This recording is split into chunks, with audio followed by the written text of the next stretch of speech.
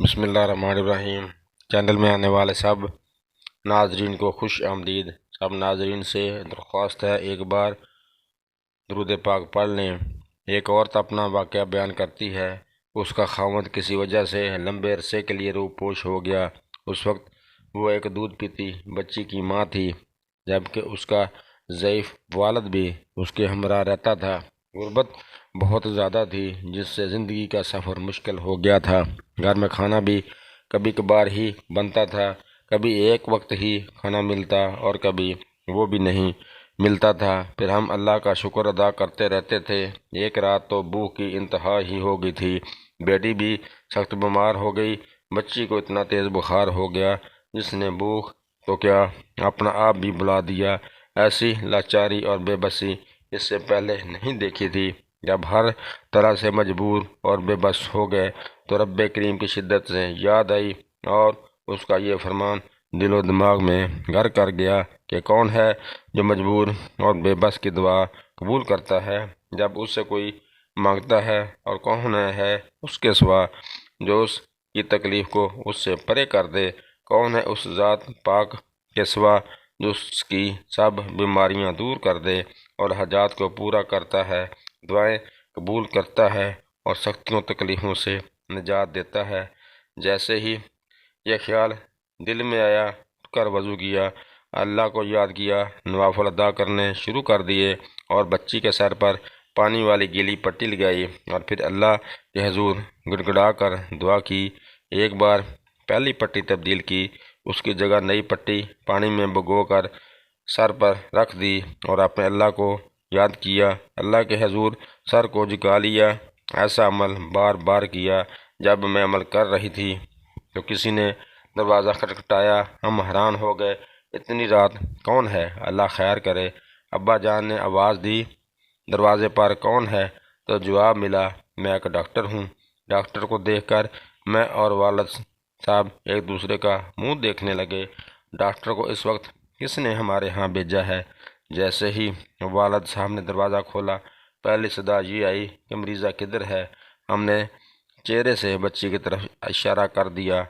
Doctor نے بچی کو چیک کیا، بچی کی دعا تجویز کی اور دعا کی پرچی میرے ہاتھ میں تھما دی اور اپنی فیس کا تقاضا کیا اور کہا میں چلتا ہوں۔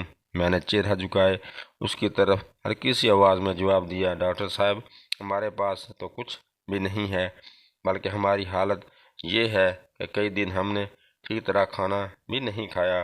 میرا جواب دینا تھا کہ ڈاکٹر صاحب غصے میں گرایا اور بولا، اگر دینے کو فیس نہیں تھی تو مجھے آدھی رات کو فون کیوں کیا، مجھے بھی بے آرام کر دیا۔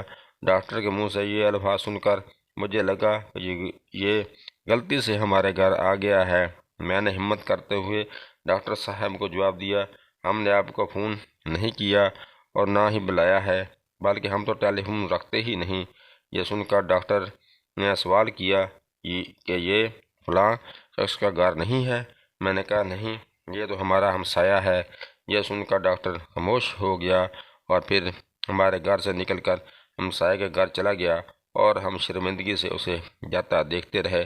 تھوڑی ہی دیر بیتی تھی کہ ڈاکٹر صاحب پھر ہمارے گھر آ گئے۔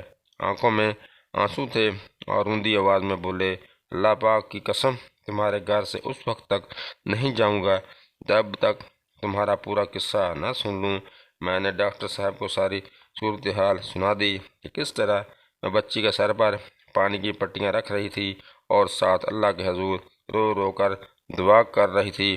ڈاکٹر جلدی سے اٹھا اور باہر چلا گیا اور تھوڑی ہی دیر بعد ہمارے لیے رات کا کھانا، بچی کی دوائیاں اور گھر کا سامان لے کر آیا، اور ساتھ ہی اس نے ہمیں یہ بھی بتایا کہ اس کی طرف سے ایک مخصوص تنخواہ انہیں اس وقت تک ملتی رہے گی جب تک اللہ کو منظور ہوگا۔ ساتھیو، یہ تھی اللہ پر بھروسے کی کہانی۔